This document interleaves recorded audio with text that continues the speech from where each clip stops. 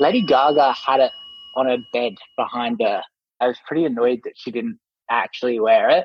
There seems to be this natural kind of competition now to bring creators to the platform, and they're now starting to try to reward that content more rather than just using all of those impressions paid. So I think it's a really good time to be a creator. The truth is my cortisol would have just been through the roof, and I would have been actually in a very, very bad place physically and mentally, but I've just normalized it. Welcome to Add to Cart, Australia's leading e-commerce podcast that express delivers all you need to know in the fast-moving world of online retail. Every week, Nathan Bush from eSuite and an e-commerce industry expert will share the news, research and insights that you need to know to keep you at the top of your game. And of course, keep your customers adding to cart.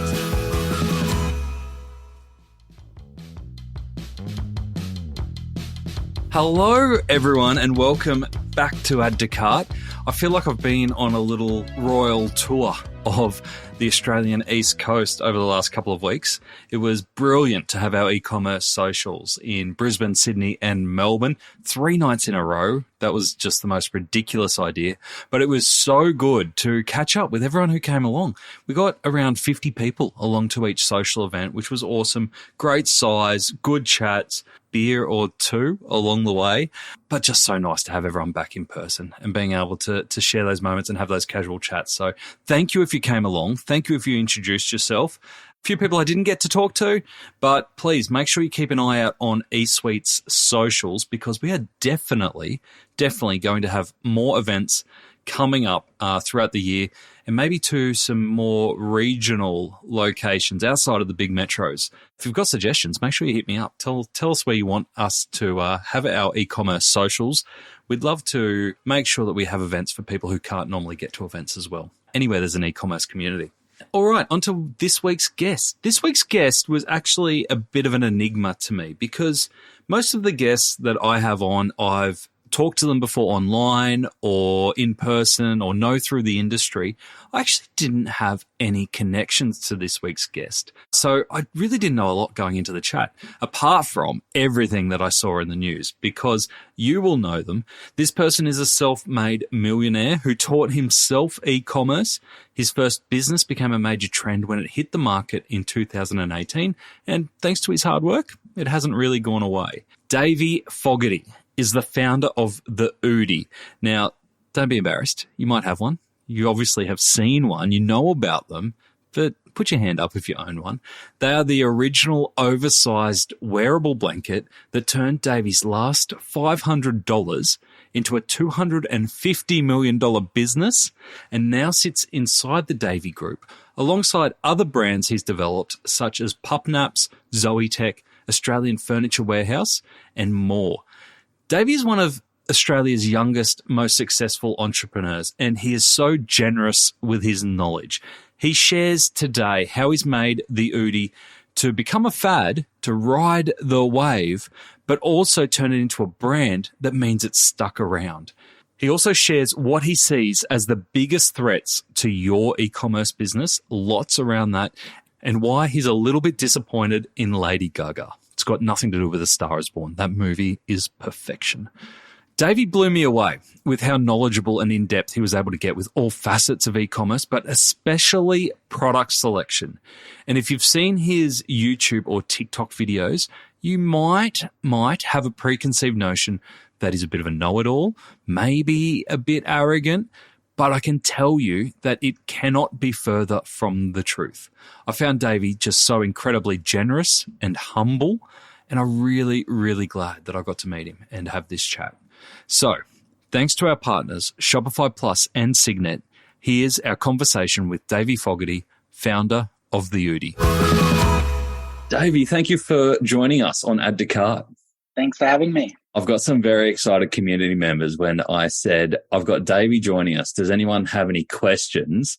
I actually didn't have people asking questions. I had people sharing their Oodie stories. Oh, that's very good. Yeah, there's some pretty crazy Oodie stories coming out. A lot of people are wearing them pretty much as normal clothes down the street during winter and whatnot at the moment. So it's not decided whether it's a crime against fashion or fashionable yet. So jury's still out on that one. Are you a wearer in public? I am not aware in public. No, I think there'll be something egotistical about wearing your own product like so shamelessly in public. So I'm not aware of that. I do wear the loungewear and some other products though, because they are quite great. Yeah, fantastic. So we're going to dive into the Oodie and the success that you've had there.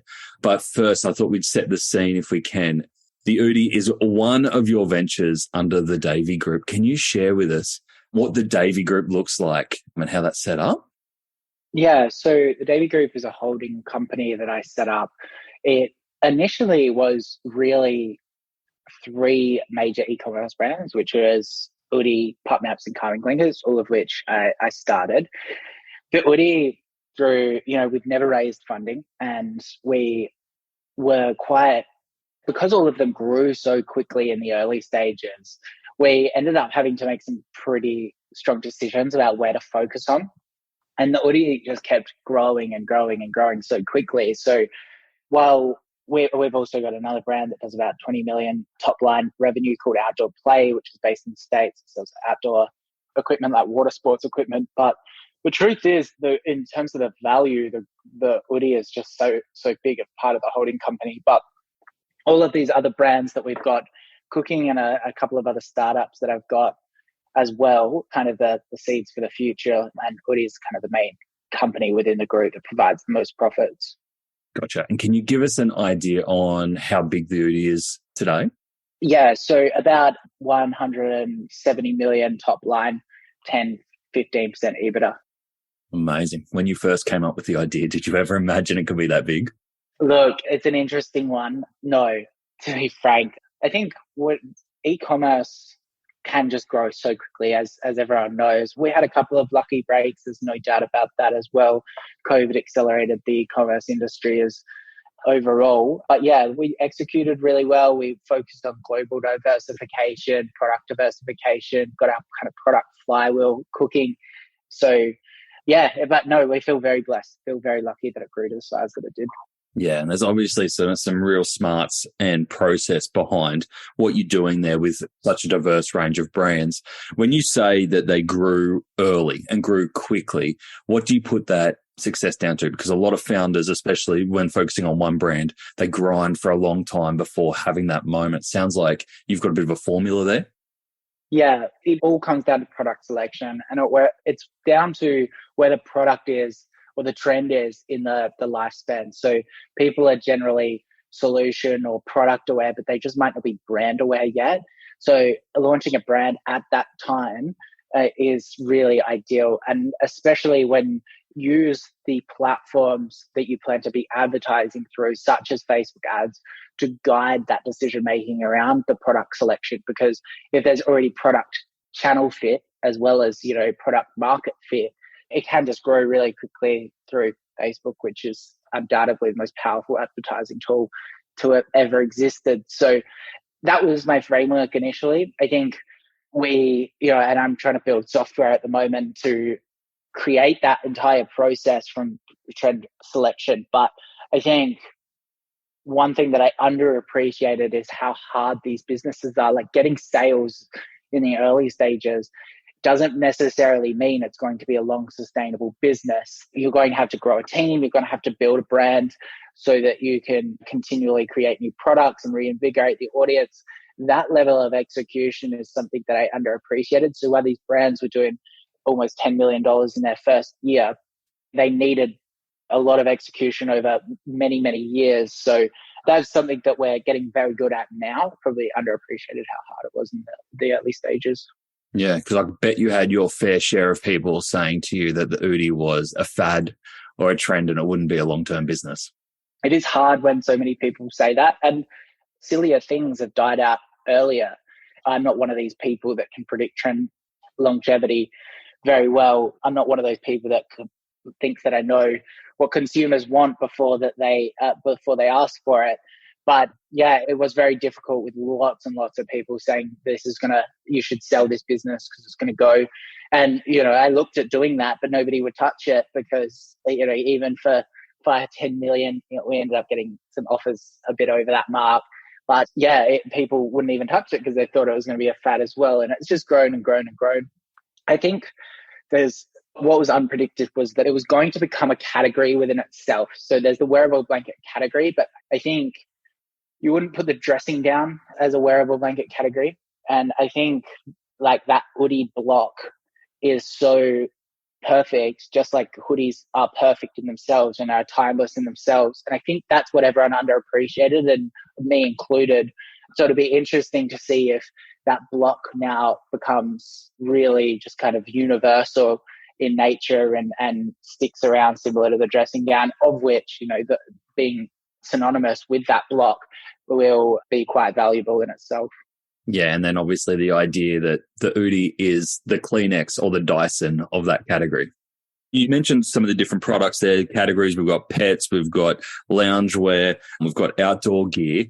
And you mentioned that you use Facebook as a key channel. And I'm assuming a lot of your research before you decide to go into a category is around what's happening on Facebook. Do you use any other tools to do your research on what product categories might be fit? Yeah, the problem with product research, I find, for people that are new to business is that there's so many tools out there. There's so many data points, where one business might be a great business to launch, or one product for one person. It doesn't take into account that it might be better. Maybe it's a more search-based intent product that relies on SEO, and you're starting a new business and you're a good writer and SEO. That doesn't, Oodie wouldn't be that product, because it's more about creating desire through visual Facebook ads. So you want to be more of a content creator. So I think your acquisition method needs to come into your product research process. So my tools, it goes from everything from trends newsletters to going onto Facebook ads library, using ad spy tools, looking at website traffic through something like SimilarWeb, then breaking down the unit economics, because you need to understand how much gross margin you have to acquire customers. You can't just create a cheaper product that costs you more, because your competitor's just going to be able to outspend you. So this is what I'm trying to do through Trend Rocket, and it's taking longer than I thought it would, but it's always how it is. But it's just a piece of SaaS that is going to break down all of these metrics, and more importantly, the global network of competitors that are actually selling a similar trend, because localization is actually one of the most important parts when coming to sell because of competition. So you have two cafes and one strip, it could halve the business. So, and it is really similar to that in that Facebook is an option. So trying to really kind of give new business owners, drop shippers, or like really solidified brands that level of insight just in a couple of clicks, and then hopefully doing some modeling so we can kind of predict what are going to be massive trends before they kind of happen.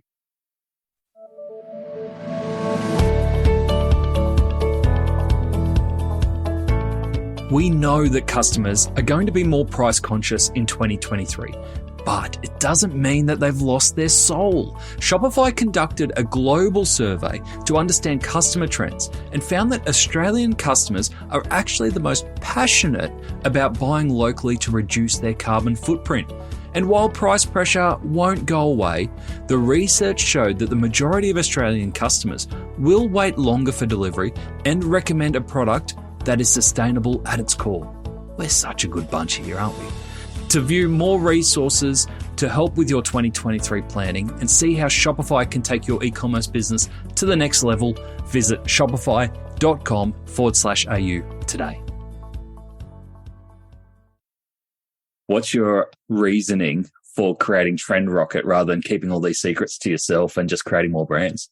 I think commercializing a tool and bringing it to market allows you to invest more into the tool, because there's a direct revenue source through it. So that would be my main reasoning at this stage. I don't think, to be candid, I don't think Trend Rocket is like, I can't just use Trend Rocket and find trends. Like, I still need to rely on these other tools. But the day that I don't need those other tools is probably the day that I'll throw a fair bit of money at advertising Trend Rocket and getting behind it, and getting people excited to it. But at the moment, a lot of my time is still really around kind of the Oodie and making sure that that team there is doing a great job and enjoying it as well. So that's where my main focus is. I only spend a few hours on Trend Rocket and a few hours on YouTube a week.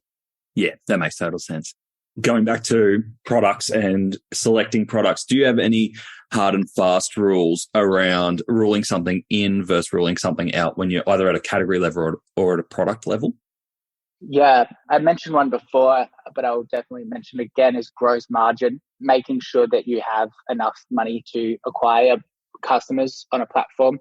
If you don't have over $20 gross margin, it's going to be very, very difficult unless the product is on fire. And then eventually it's going to catch up to you. So you want to be able to spend more because Facebook wants more money. If not, you want to have a really unique method of acquiring customers. Perhaps that's through, there's a good business called Mini Katana, which has created a YouTube channel that, because they can't actually advertise on Facebook, they basically created a little anime series and doing YouTube content through that. So they build a community that way. So you'd need a unique acquisition source or enough money to spend on Facebook. Yeah, but you're kind of behind the eight ball if you're below that $20 mark from the get-go. Yeah, 100%. It's probably even more than that at this stage. And that's just a general rule. Like some people will obviously, edge cases will prove that wrong, but most people don't have edge cases. So, and then, I think competition's a big one. I think IP is an interesting one in that if you can create IP through patents, registered designs, or even just differentiate through like the Oodie, for example, with patents, that is a huge win. It is absolutely an enormous win because if it works, you can then go into retail stores and stock that. And sometimes it's easier for people to just stock you rather than rip your product off the department stores, because the biggest threat to e-commerce is always going to be one, drop shippers. So people approaching onto your digital real estate, and then two is these big department chains that get your product and remove the courier costs from it and then strip down the product quality and then sell it for half the price. And they don't need to advertise because the news will advertise for them. They would basically say Oodie's for $2 and then just advertise that like crazy. So they're two massive competitors, and the only real protection from that is IP and brand. And getting the IP, brand is very ambiguous sometimes, but IP is very tangible, and you can be litigious about it and prevent them from ripping your idea off. Is there any IP on the Oodie itself? No, we don't really have any IP, to be completely honest. We've got all of our characters are trademarked and registered. So that does definitely help us. And that has been something that was a happy accident in that, people, when you buy a fake avocado Oodie, it's quite obvious that it's not an Oodie, like just our characters. So that was definitely something that's kind of protected us and protected our brand. Yeah, nice. And do you spend much time thinking about rip-offs or people who can take it off, or do you just kind of put your head down and go? There definitely is. Like, I don't have any animosity towards it in that this is the game. It's how it's played. It's business. Like, it's economics so that consumers can consume things for cheap. So I don't have animosity around it. The thing that annoys me is when there's literal counterfeit, and there's counterfeit factories in China that we've tried to shut down with police and whatnot, but they are literally selling out the back door, and they're really, really bad quality, which hurts our brand as well. They're selling it in like markets. So when they've copied our exact product, but if they're copying our block and completely redesigning it and not infringing on our trademarked characters and logos, our trademark logos, then as long as they're not doing that, I'm okay. I'm just head down and focusing on what I can do. Do you ever have success in shutting those factories down? No, not at this stage. Not at this stage. We've had success in other ways. We have like a full legal team, not legal team, but like a full team focusing on taking these down from listings. So we do thousands of reports on all platforms, so Facebook, Google, Amazon, to get these counterfeits down and these impersonating brands as well. Yeah, nice. One of the rules that I heard you talk about on your YouTube channel, which we'll get to because it's a fantastic resource, was your rule around buying products that fit a certain weight for postage. Can you share that with our listeners? Yeah, so as I touched on before, drop shippers are one of the biggest risks.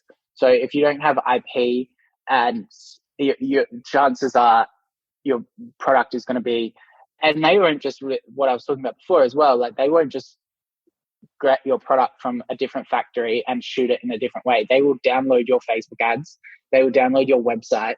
They'll set up what's called an agency account. So Facebook kind of has these back doors of selling accounts in certain countries that prevent them from kind of getting shut down or banned. So you report them and they don't get banned. And then they'll just download your ads and run your ads and just completely sell it for cheaper. So that is one of the biggest risks. But what happened as another somewhat happy accident is Oodie calming blankets and a couple of our other brands were so big, 3 kilograms volumetric, that dropshippers couldn't approach on that because they just couldn't make money shipping it directly from China. And I don't have a heap against dropshipping. Like, it's a great way for young business owners to start learning how to arbitrage traffic and get into that industry. But they're so lazy and that they wouldn't even bother setting up a 3PL and shooting their own content, even if they saw just these tremendous results, which they should have done, with any of our products. So it's an interesting form of a moat there just because they're so lazy. Yeah, I didn't realize the lengths that they go to around duplicating websites and Facebook ads and the rest. Do you have any software set up to kind of automatically detect that, or do you rely on picking it up or your customers picking it up? We've used software in the past. I think it was much more effective, me just getting outsourced agents and just giving them a SOP, a framework to how to find them, because it was much easier. Sometimes the software can find these really random places where it is popping up, but those random places, nobody else is going there except bots. So it's probably not necessary to get software, just train an agent. Yeah, nice. Now, going back to your start, it must seem like a long time ago, but I read that one of your breakthrough skills was growth hacking Instagram. And obviously the world's changed a lot since then. Customer acquisition costs is a hot topic at the moment, especially for Facebook and Insta. Do you see social being as powerful for e-commerce brands now as what it was back then? I think Mr. Beast tweeted this just the other day. You can go viral on every single social media platform at this time. And when I started Instagrams, it wasn't necessarily about virality. It was to some degree, but it was just about follower growth. And that follower growth and impressions would definitely translate into sales over time. But now you can just have like a 1,000 follower account and hit viral things on every single platform. And it's just a really exciting time. It's a little bit interesting how that happened though, because I was under the assumption that paid is where it's at. They were just going to keep killing organic reach and increasing in paid. But there seems to be this natural kind of competition now to bring creators to the platform. And they're now starting to try to reward that content more rather than just using all of those impressions paid. So I think it's a really good time to be a creator. I think more than ever, I think that there's ways to get started in business without having to pay for ads.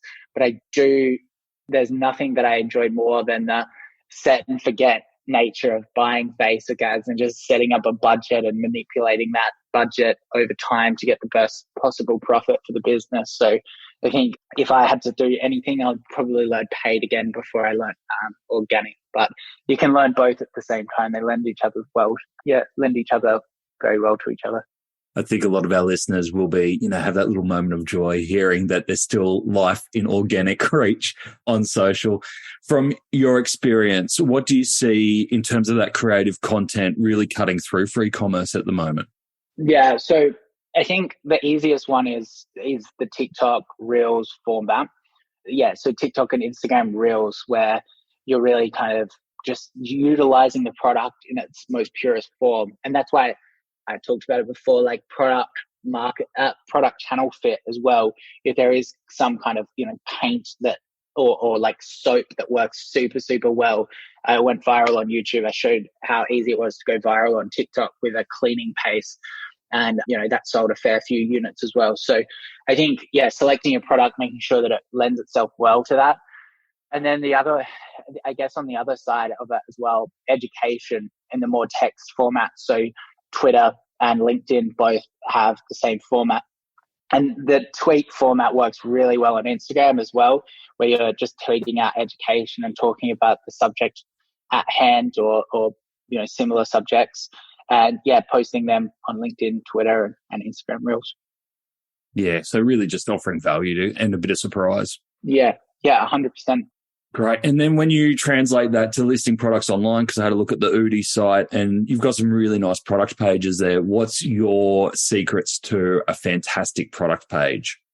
Yeah, I think just it's super easily digestible. If you don't have good product images, you're going to be dead. You just need to make sure it's super crisp.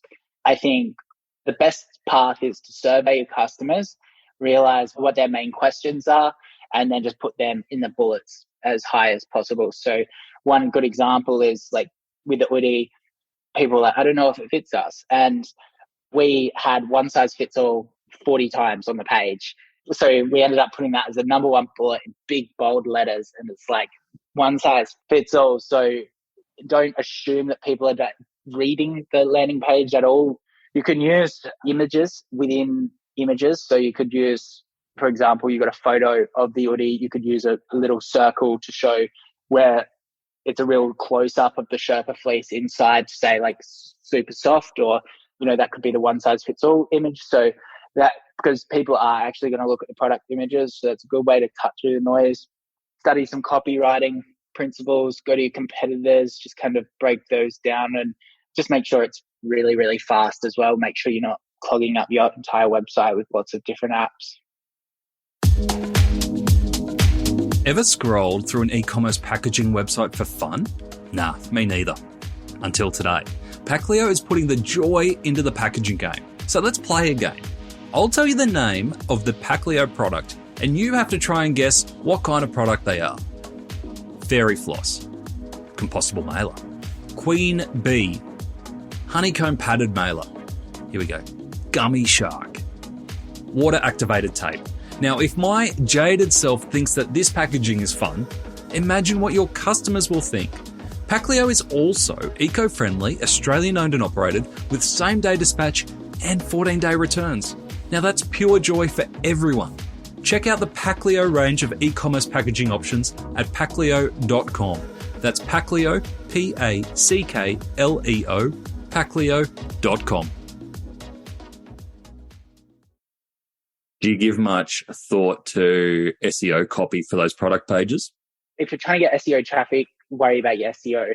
If you're not worrying about SEO traffic, which Oodie doesn't, don't worry about it. Look at conversion. So you should be setting up Google Optimize and running some split tests on certain pieces of copy or format to understand what is increasing your conversion rate. But yeah, it is annoying when you have to focus on SEO and direct response conversion, but it's not impossible. It's good to if you only need to focus on one, that's for sure. Did you see that Google are shutting down Google Optimize? Yeah, I that notification actually came yesterday, and I didn't get time to look at it. I think you're still going to be able to do it through GA4. So I've been looking at that, but I would not be surprised if Shopify doesn't roll out something native. And that's probably why they're doing it, is because all of these platforms should have those inbuilt features within them, not relying on Google. There's no point passing that data to Google when Shopify could just have it all. Yeah. And I got a feeling that GA4, as we see it today, is a long way from what it will look like in 12 months' time once everyone's on it. Are you struggling with it too? Because I think a lot of people will be like happy that you're struggling with it. I don't even go on it, to be honest. I just do that kind of stuff. I'm like, they'll figure it out first and then someone can teach me. Yeah. I was surprised when you said around fitment being one of the key bits of feedback, because you look at it and you go, honestly, if any product was easy from a fitment perspective, it would be the Oodie. What are your key communication channels with customers and the types of queries that you get? Yeah, so on that, I think the assuming is the main reason why you need a survey. I think that's just so important. A main communication, we use Gorgeous for customer service. I just did a recent YouTube video on Gorgeous to kind of break down why we use it. We do use live chat when things aren't super busy. I'm not a big fan of live chat and it just not even being a live chat. So they ask a question and then 12 hours later someone responds. That's what most smaller brands do. So if you're going to commit to live chat, me personally, I love live chat. It's surprising though that there's just not this conclusive data around how much people love live chat, because I swear it just increases a ton of conversion rate and whatnot. But probably more qualitatively feeling around that. And then you need to reply to every single comment on every single Facebook ad, or like the most of them, but at least, address every single complaint on all review platforms, all Facebook comments as well, as much as possible, just because that's where customers are seeing you, and they're an open dialogue, so more people are seeing that. So you need to put staff on that as a primary objective. I think that's a really good point, because we see a lot of businesses putting so much time and investment into creating content for social and then ignoring the power of responding and interacting. Do you split your teams up between the two, or is it all one team in for social? It's split between social media and then emails. Generally, people that are emailing in are very, very frustrated because someone has done something bad, and 95% of the time it's the couriers. The other 4% of the time it's the warehouse, and then 1% we probably stuff up. So it's just about diffusing that and trying to get people want a human response in a robotic time frame nowadays, and I think that's what we try to do via email. Whereas on digital, maybe it is more about just creating a bit of dialogue and engaging a customer and having some fun as well. Using any AI to get those robotic responses out? No, I think it will happen this year. It will need to be, in my opinion, I believe it will simply be adapted through one of these models, someone like Gorgeous. Like if you're with a really small provider, my assumption would be that they're going to struggle to get the models adapted as quickly, and someone like Gorgeous or Zendesk are going to work with one of these players, and it's going to be game changing. I 100% can see that happening within this year as well. Yeah, especially if it frees you up to actually engage on the stuff that's a little bit different or interesting, or that will move the needle in terms of word of mouth. It's just got to drop the cost center for businesses and allow them to charge less for certain brands. And I think that's very similar across multiple fields. But I think you'd want to be on one of these platforms earliest, because the models, they'll actually go through and read all of your historic stuff. So if you're going to have to migrate from a small player to someone like Gorgeous and then build up the model, it's going to be a bit annoying. So you probably want to migrate sooner rather than later. Yeah. As a brand that would be one of the leaders on platforms like Shopify and Gorgeous, do you get any special access, first look, or opinions on what's coming down the line in terms of features? Yeah, it's hard to know. I don't know the level of access that other people get, to be honest. Shopify, I have a good relationship with Shopify. Like every time that I have a problem, they respond really quickly. So I'm super appreciative of that. But I haven't just worked with them in a standard capacity as well. You know, I've spoke to their Australian-based team as well, had some calls with them, and they're really awesome people. So I have a lot of respect for the team there. No hidden gems, though, I don't think, unless I could try to predict some of them just based on how the market's going. But I'm not going to try to do that live on air right now. It's a bit hard now that they're a public company. Yeah, that's true, actually. Yeah, they wouldn't be able to spill too much. But they are great sponsors and friends of the show, so we love working with them as well. Yeah. Now, you personally, I'm just curious in terms of what your day looks like and what drives you. One of the things that I read when doing a little bit of research is that you work 12-hour days, 6 days a week. Is that still true, accurate? That's not true anymore. And I might go back to that, but I think after I stepped down as CEO for Oodie, I definitely had a point of reflection, and I never worked that many hours because I was like seriously just like needed to. It's because I enjoyed it, and that's shifting a little bit. I'm getting more into my fitness. I'm enjoying some other things as well. I'm enjoying just researching and just reading a lot. So that's now kind of shifting just based out of marginal utility, I guess. So yeah, definitely not hustling that much anymore. Kind of focusing on more my happiness more than anything. Was there a moment that made you go, I've got to step back and get a bit more balance? I guess not directly. It definitely got to a point where I was just so anxious all the time. And I was just like, this is not how one should live your life. So it's a slippery kind of slope there to mental health issues. So that's kind of when I realized that I needed to pull my head in a little bit. Because I could imagine there's a huge amount of adrenaline running through when you've got so many brands growing at such a fast rate across so many channels. 100%. I think Andrew Huberman does a really good episode on stress on his podcast, and it talks about how short bouts of stress is really beneficial because it helps us get the task done, and then medium amounts of stress is can also be good. But long-term stress is really, really bad and can cause lots of issues. And that's what happened to me over 4 years. It was just constant long-term stress. And by the end of the 4th year, I was like, we had a huge crisis hit us, and I was completely under control, sleeping absolutely fine. And just, from all accounts, if you asked me, I'd be like, this is just it. Like, but the truth is my cortisol would have just been through the roof, and I would have been actually in a very, very bad place physically and mentally, but I've just normalized it. So, and you could only see that when you take a step back. So that's what happened there. And yeah, now I'm starting to realize that I can do those stressful moments and get through crisis, because there always is going to be issues, but you need to have a nice baseline to kind of revert back to, because it's important. What was the first habit you broke to get back to that baseline? That's an interesting one. I think it was just scheduling 12 hours of meetings a day with my assistant. I just started cancelling a lot of those meetings and started to, have Tuesday, like blocking out, reading times and whatnot. Yeah, I've done a very similar thing this year. My schedule's nowhere nearly as busy as yours, but I've started using a tool called reclaim.ai, and it integrates with Google Calendar. And it basically, you set up habits and you go, okay, I want between 1 and 2 hours of thinking time every day. And it kind of looks ahead in your calendar. And as soon as your calendar starts getting busy, it starts going, all right, shit, I've got to block this out for Nath so that he's at least got some time to think. And it's really changed. It's changed how I view my diary and how I've got a little bit of space in a day now. Yeah, that's awesome. I love that. And so one of the other things I read is that you had 12 failed businesses before this. And I don't think that's unique to you. I think a lot of successful founders are successful because of what's come before them. What was the key lesson that you learnt from those to develop what you have today?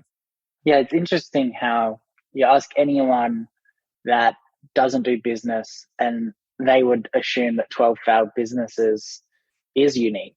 So I think it's very disheartening for people that have one failed business to instantly, assume that it's all over and then I was smart enough. But I think the one main lesson, it's a very subjective lesson, simply because the way that I was approaching business was wrong, in that I wasn't researching anything, but I was more trying to focus on building an audience in any way possible. And audiences aren't all made equal.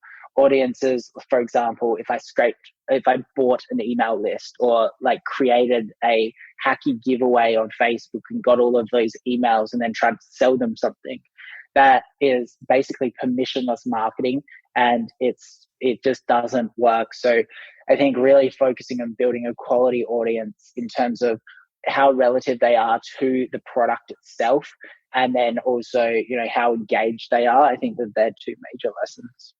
Fantastic. And what about personally? We've got founders listening to this to think, all right, I've got to put some upskilling on my agenda, personal upskilling on my agenda for 2023. Where do you think most e-commerce founders need to upskill themselves? It's a good question. I think it's such a personal thing. Like, you need to do more work than listen to me and go and jump into that. I think the one thing that I always struggled with and wish I did, it depends on where you are in the entrepreneurial journey. I think I should have gone much harder at learning how to lead and hire people after hitting that initial success. I think we could be much, much bigger if I put a CEO in place a lot earlier or hired better senior execs a lot earlier. So hiring is one of the highest forms of leverage that you have. So if you are profitable and you're going quite well and you are hiring, 1 or 2 or even 3 people a year, you should be studying it quite aggressively.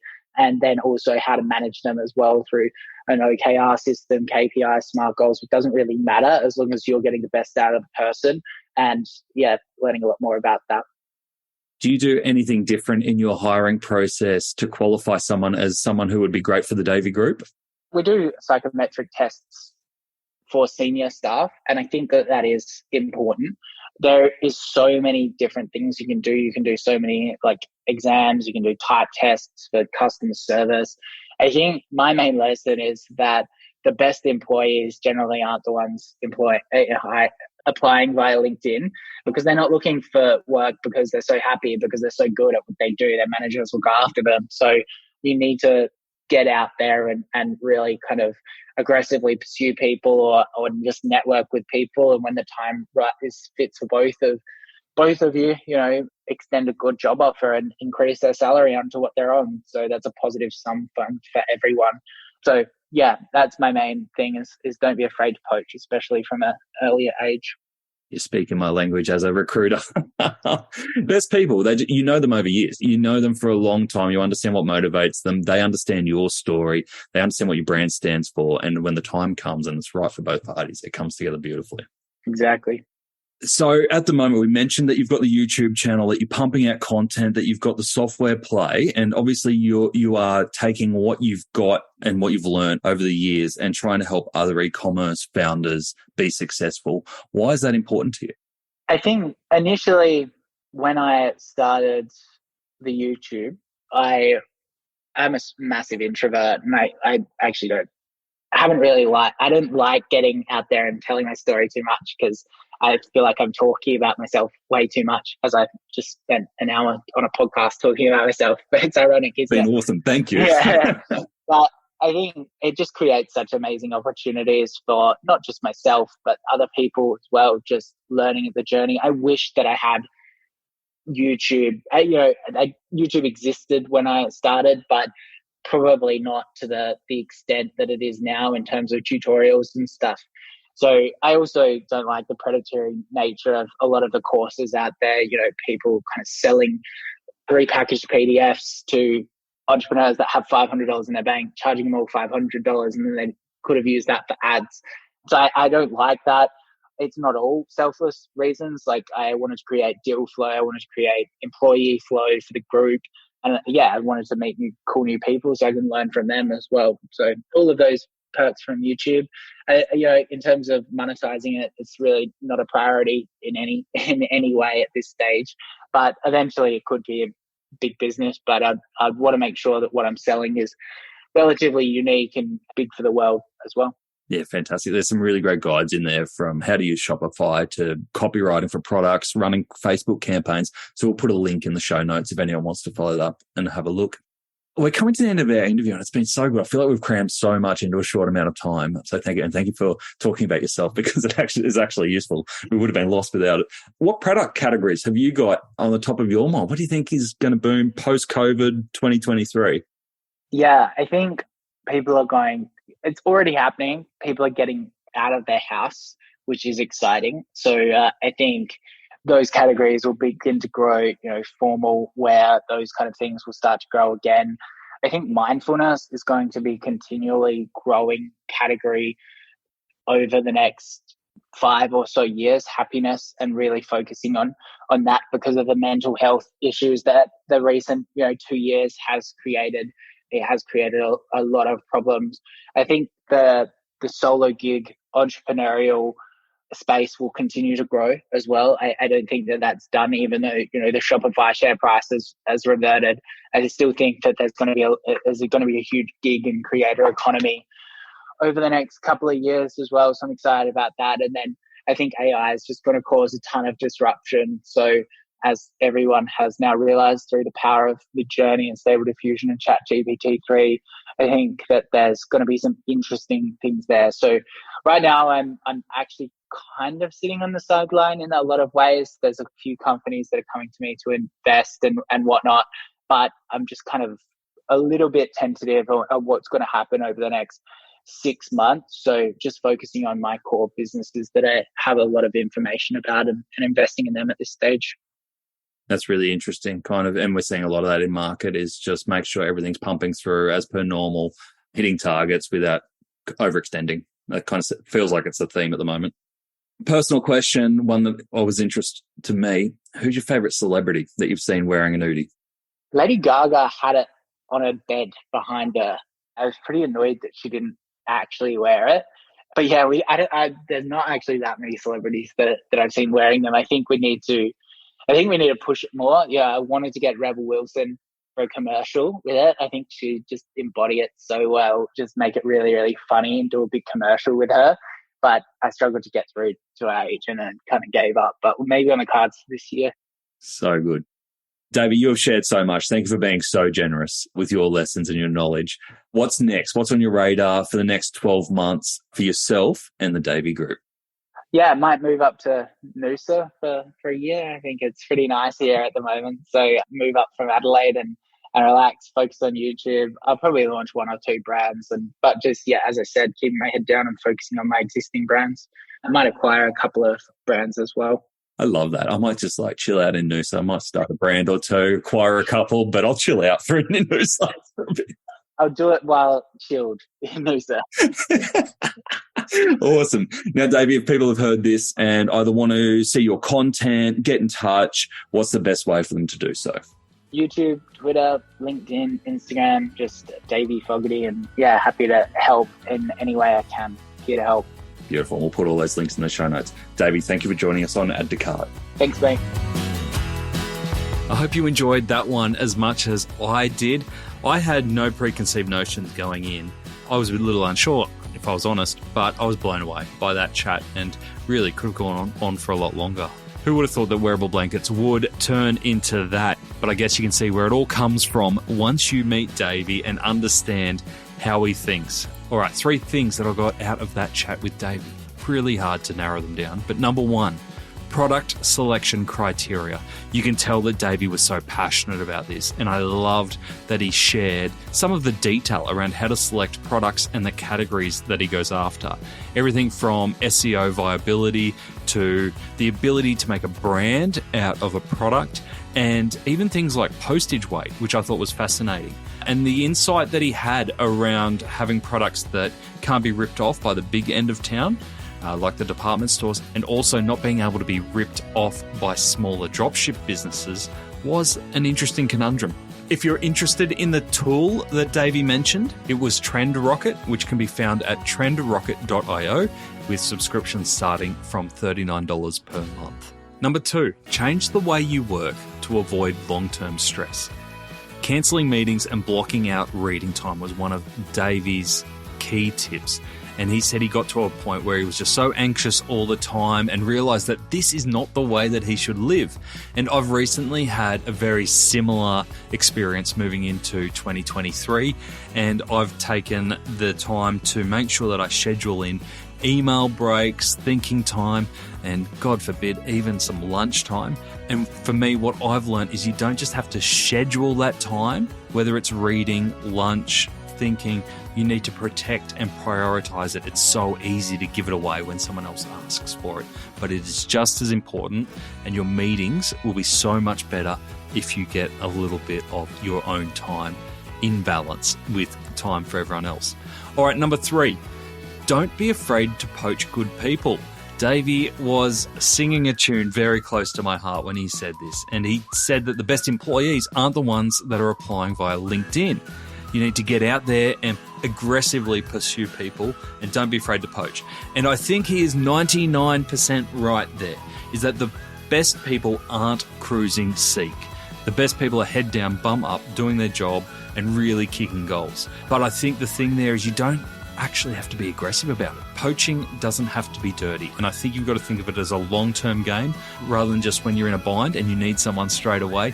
If you do the groundwork in genuinely getting to know people and developing genuine relationships, you never know when that will pay off and people will want to work for you whenever that opportunity arises. So always be recruiting.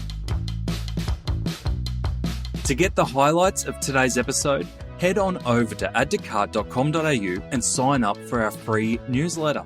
Each Tuesday, we will send Monday's episode summary, links, and discount codes for you to go next level on.